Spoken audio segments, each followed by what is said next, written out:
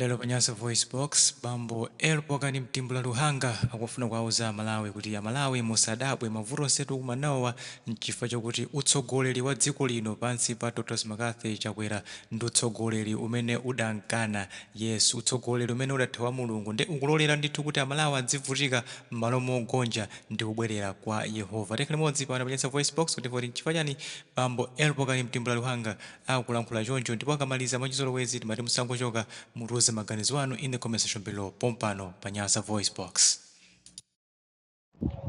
Ndi kurondreni pas kurarero Amalawi anzanga kulikose kumene muli chitipa mpaka msanje likomwe nkhotakota mpaka mchinji mwazuka bwanji pas kurarero pa 6 August 2025 pamene nthawi yanga ikuti 7 ndimafuna tikambiranepo pasiku la lero. Choyamba ndikulandirani ndine m'bale wanu Mr. Elbogani Mtimbula Luhanga, mwana wa mtumbuka ochokera mchigawo chakumpoto, mtumbuka wa Mbulamantha Sibweni tili pano. Lero lino tikufuna tiunikiranepo makamaka zokuzana ndi dziko lathu mene likuyendera. Chilungamo tiuzane, okwiya akwiye, opsa mtima apse mtima zenizeni, koma chilungamo chiyankhulidwe. Muziko lathu la Malawi linakula ndidyera pandale andi sanje, ndale za sanje ndi zimene zikusokoneza ziko lathu la Malawi. Lero lino tikufuna tikhalire limodzi. Nsanje ndikanyama kopsa kwambiri kamene kamasokoneza chitukuko muziko lathu la Malawi. MSP ili pa mpando yakanika zaka zonsezi kuganizira ma citizen. Moyo wa ma citizen umadalira kudya. Fetereza akukwera mtengo, Chakwera amangoyang'anira. Ndepali ena ake amene akufuna kuti azizitenga ngati ndi ma guest of honor, koma sa think about miyoyo ya anthu kuti ikuvutika. Chimene ndimafuna ndikuwuzeni lero ndi chakuti tizikhala ndi umunthu. Anthu akuvutika, mabanja akusokonekera, azimayi akubalalika, ena akuzikweza, ena kumamankhwala chifukwa chosoweka usogoleri wokhala ndi umunthu. Msogoleri akakhala kuti alibe umunthu pamakhala povuta kwambiri kuti zinthu ziyende bwino mdziko lathu la Malawi. Chimene ndimafuna ndikuwuzeni lero nchakuti dziko lathu la Malawi ndi dziko la mtendere, ndi dziko la chikondi, koma vuto ndi msogoleri amene akutchedwa kuti Dr. McCarthy Chakwera. Because this man umunthu mwa iye mulibe. Mwa iye mu Bible tikamawerenga Yona adathawa kukatumikira ku Ninive. Yona anaganiza zopita ku Tarisi. Ndipo ulendo umene amapita ku Tarisi umene uja anapezana ndi mavuto. Amafuna kuphesa anthu ochuluka kwambiri mchingalawa. Koma chimene chinachitika, anthu amene muja anapemphera milungu yawo. Aliyense anayesesa, koma kunakhala Yona yokha. Yona anaona kuti zavuta. Ndi aphesa anthu amenewa. Yona anaganiza zokabisala pasi pa ngalawa. Chimene chinachitika, anthu amene ajasanayekerere anamsakasaka Yona mpaka anampeza. Yona maumovomereza unena kuti ayi mavuto onse wandabweresa ndine. Yona anati mundibwesere madzi. kukana kukatumikira Mulungu. Yona anamgwesa m'madzi, ndipo madzi umene muja Yona anagwera mkama mwa nsomba. Nsomba inameza Yona, inakhala naye kwa 3 days, ndipo inakantsadzira kumene iye amakanako ku Nineve. Mulungu akakusankhani kuti inu mukhale mtumiki wake, ngakhale muzembe cha mtundu wanji, koma siku lina lake muzabwerera kumene munathawa kutumikira Mulungu. Munthu othawa kutumikira Mulungu samakhala ndi mtendere. Ndi chifukwa chake andi samakhala ndi humanity. Chifukwa munthu ukathawa Mulungu sumakhala m'manja mwa Mulungu kapena angelo ake, umakhala m'manja mwa Satana. Ndi chifukwa chake Lazarus Makafu Chakwera anamkana Mulungu, anakana kutumikira Mulungu, ndipo Mulungu anamsiya kuti musiyeni. Munthu othawa ine samakhala ndi peaceful, munthu othawa ine samakhala ndi unity, munthu othawa ine samakhala ndi mtendere. Ndi chifukwa chake usogoleri wa Chakwera ndi wobalalika, chifukwa anatembereredwa kuchoka kwa Mulungu. Munthu wotembereredwa kuti Mulungu ndi amene amatiyang'anira ife usiku ndi usana. Pena paliponse kati kugwira ntchito, we have to thank God. Kati kupanga mabizinesi, tiyenera kumuthokoza Mulungu. Tikankana Mulungu, mtendere wa mtima sitizaupeza ya. Tizakhala kuti tikulamulidwe ndi Satana. Ndi chifukwa chake Lazarus Makafu Chakwera usogoleri wake kuyambira mu 2019 wakhala akuononga ndi kupanga destroy, kupha anthu, kukhapa anthu, kuononga mabizinesi a anthu, kusogolera ziwawa, kusogolera kusagwirizana mzigo. Chifukwa iyeyo anamkana Yesu, anasankha Satana.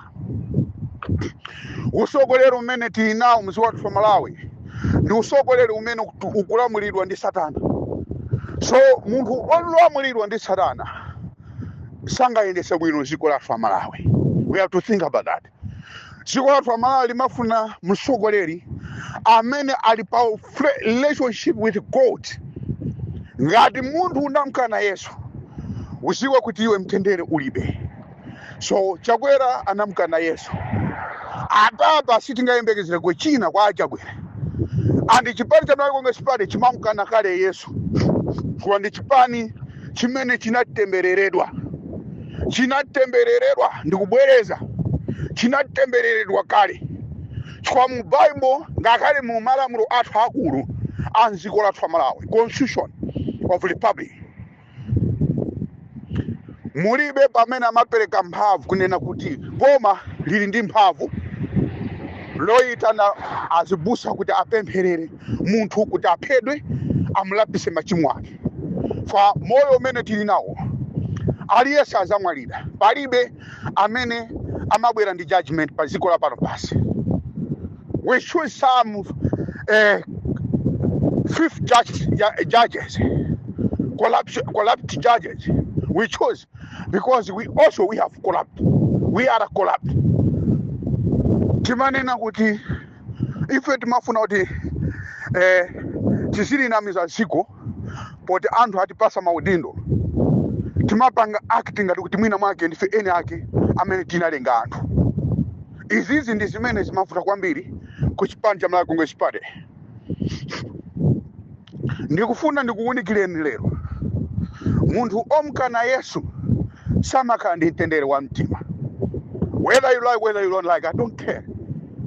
Munthu omkana Yesu Kristu, mwana wa Mulungu amene anachoka kumwamba, amene anatumidwa kuti azalalikire uthenga kuti ife tisiye machimo athu.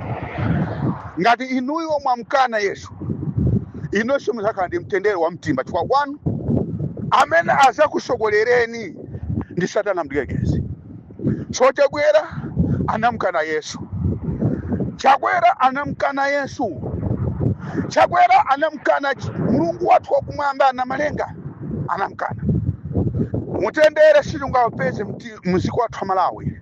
Siko zinthu zipitirira kuvuta kwambiri kwa amene musogoleri wa Chakwera ni Satana Mgerekezi. Musogoleri wa Chakwera ndi Satana Mgerekezi. Musogoleri wa Chakwera akanakhala Yesu Kristu sikanakhala zabwino bweziko lathu Malawi likuyenda bwino. Koma musogoleri wa Chakwera ndi Satana Mgerekezi. Bible ndi imene likunena chifukwa nthawi imene Yona anathawa analolera kuti bora ndife koma ndisatumikire Mulungu. Amene amamulimbisa kuti iwe usatumikire Mulungu anali na. If you can ask this question yourself. Amene amamulimbisa Chakwera, amene amamulimbisa Yona kuti Yona usakatumikire Mulungu iya. Iweyo Yona uthawe upite ku Taris usakalalikire kapena kutumikira Mulungu. Amene anapanga zimene ziyanalinda anali Satana Mgerekezi WC amene anampangisa kuti Yona ayambe kupangira mwana Mulungu kuti asika kutumikirani Bwana. So mundu omthawa ndi kumukana Mulungu samakhala ndi mtendere. Whether you like, whether you don't like, I don't care. I'm not pastor, I'm not the elder, I'm not what, but I just reading the Bible. Tiwuzani chilungamo tikadali moyo. Chakwera anamkana Yesu.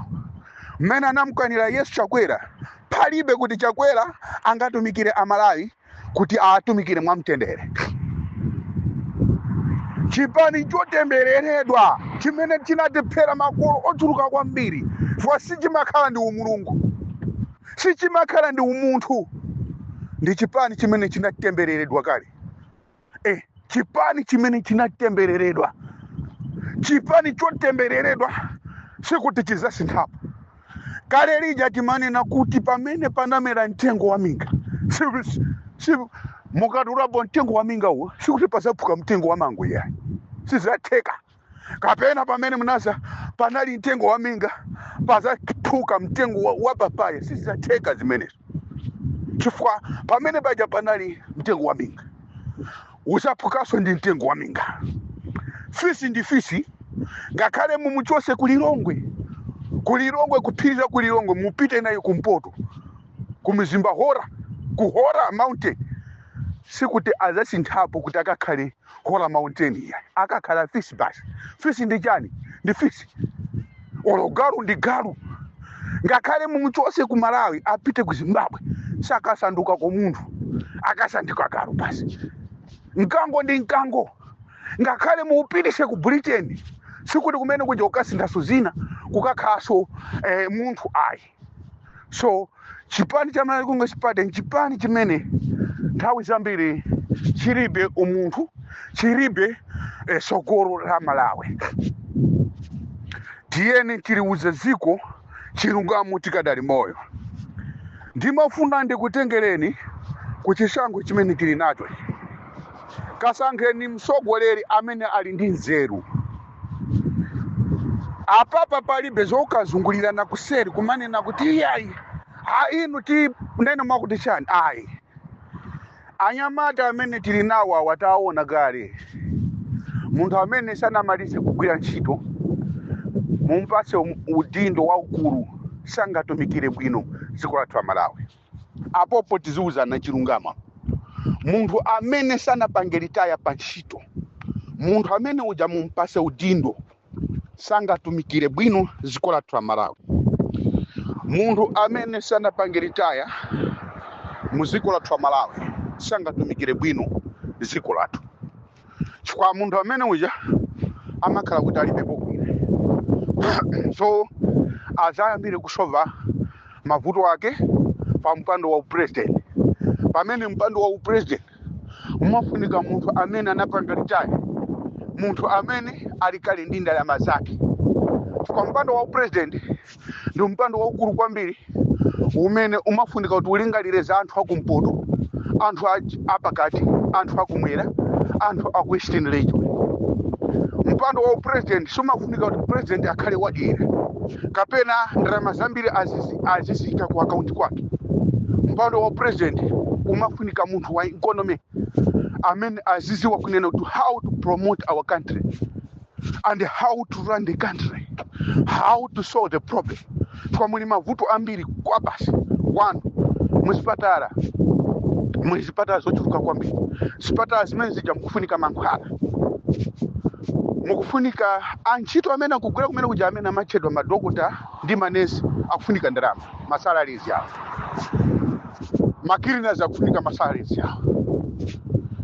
Tiye ndipite ku misewu ikufunika ndalama kuti ikozedwe kuti papezeke anthu azimanga misewu, ma building,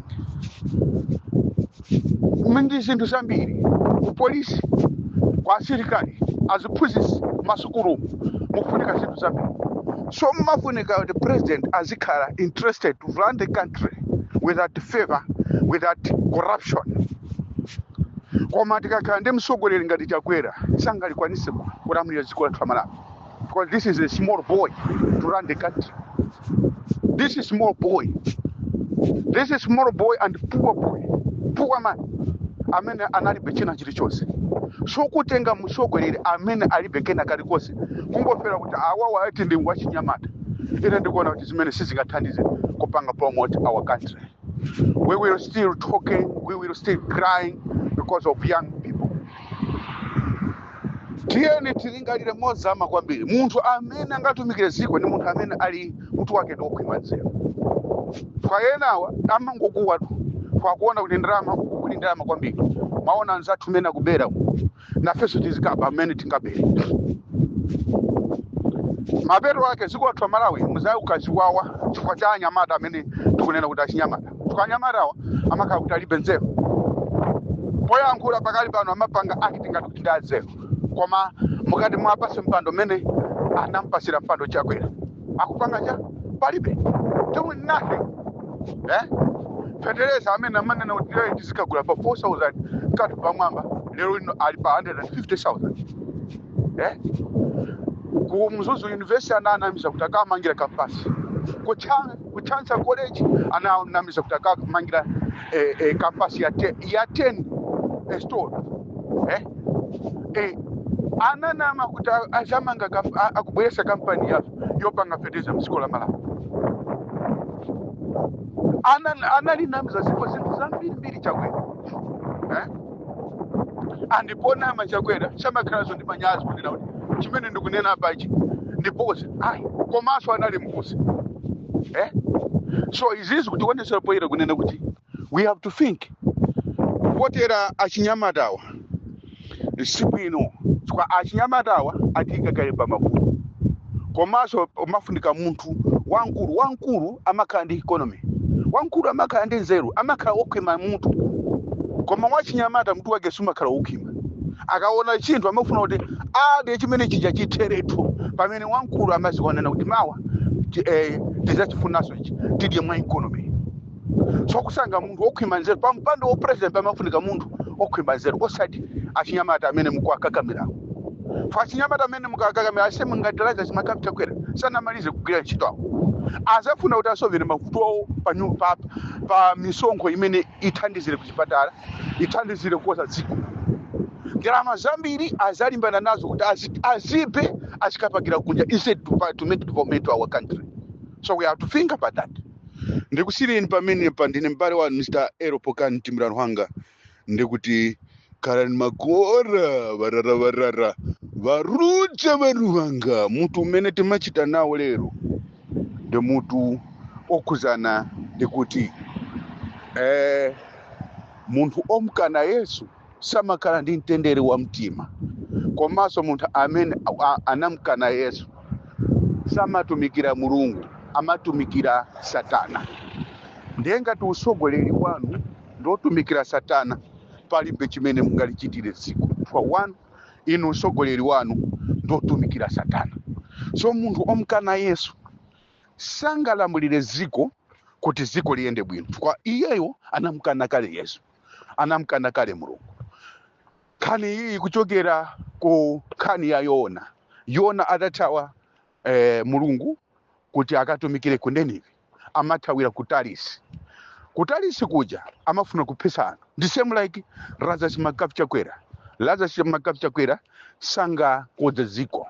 kwa Lazarus Makavi Chakwera amene akumsogolera ndi Satana, kwa amene anampanga fosi yona kuti ankane Yesu, ankane kutumikira Mulungu ndi Satana, amene anampanga fosi Chakwera kuti asiye kutumikira Mulungu ndi Satana. Satana ndi amene anaona kuti iweyo ndi bwino usiye kutumikira Mulungu unditumikire ine.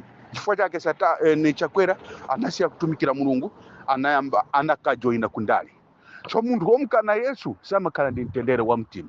Khalani ndi mama wabwino, ndine mbale wanu Mr. Ero Pokani Mtimuliro Lwanga, ndikuti tipezane so kanthawi kena.